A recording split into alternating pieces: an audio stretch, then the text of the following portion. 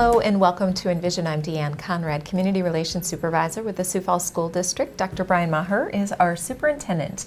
And we have results back from our Gallup survey, which measures employee engagement. We've had some improvements made and some good news to celebrate. We really have. This is something that we've done in earnest and in the same way each of the last 2 years. It's something that we've actually done longer than that, but for at least the last 2 years, we've really initiated it across our employee pool for the last 2 years to make sure that we're cognizant of how engaged and how satisfied. There's a difference there, but how engaged and how satisfied our workforce is. Right, and that's important. As we've heard the folks from Gallup say that we can't have engaged students if we don't have engaged employees. And engagement looks different in each building by each person, but really it's about how much effort you're putting forth and how much your kind of attitude towards your work.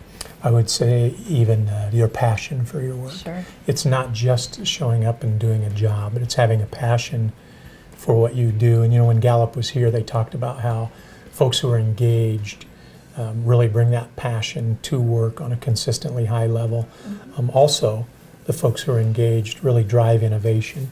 And so many times as a school district, we forget that we're continually innovating and reinventing ourselves. Right. And we really need the engaged employees to help us make that happen. The go-getters, people who are ready to dive in and figure it out and, Right. and sometimes chart a new course when needed if something new comes along. Everybody that's watching this remembers a teacher who worked and a teacher who was engaged, and there's a difference there. And so what we're trying to do is always grow that number of engaged people in our workforce. And we've had some improvement in a couple of different areas where Gallup has told us that, hey, you've made some significant strides, but that we know there's always work to be done. You know, there's a grand mean, kind of like the big grade, if you will, Right. that you get on your ACT. It comes back and you look at all these subparts, but what's that main grade? Right. And so when I look at the main grade or the grand mean that we get, we saw a significant movement of the needle for the good, and that's really important for us. So it tells me that our workforce today is more engaged than it was a year ago. I hope I can say the same thing a year from now, because that's not a static thing. It's something that's always in flux. The second thing is, I believe we have 36 buildings. I don't remember right. 35. 35 buildings in the district. 32 of the 35 showed improvement in their individual score. So I can drill down a lot further than that, but I think that's really important to see too, that no matter where you were on the spectrum, we're after growth. That's where we are with our students. Absolutely. We're after growth. We're after that improvement.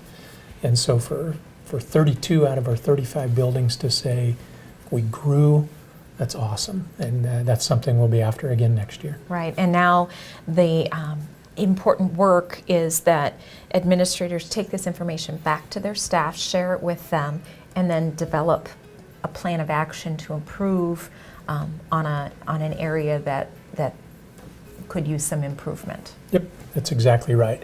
I think there are 12 subgrades. I don't remember 12 exactly. questions. 12 questions that we really look at, and what challenge we've put in front of the buildings is, number one, to share the information with your staff. Don't try to keep this a secret. Share it with your staff. We are wherever we are at the building level. We are wherever we are at the district level. How do I take it and grow from there?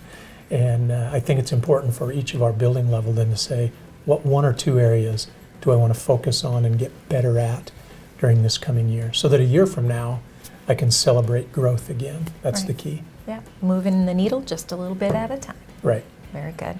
Well, thanks for joining us today on Envision.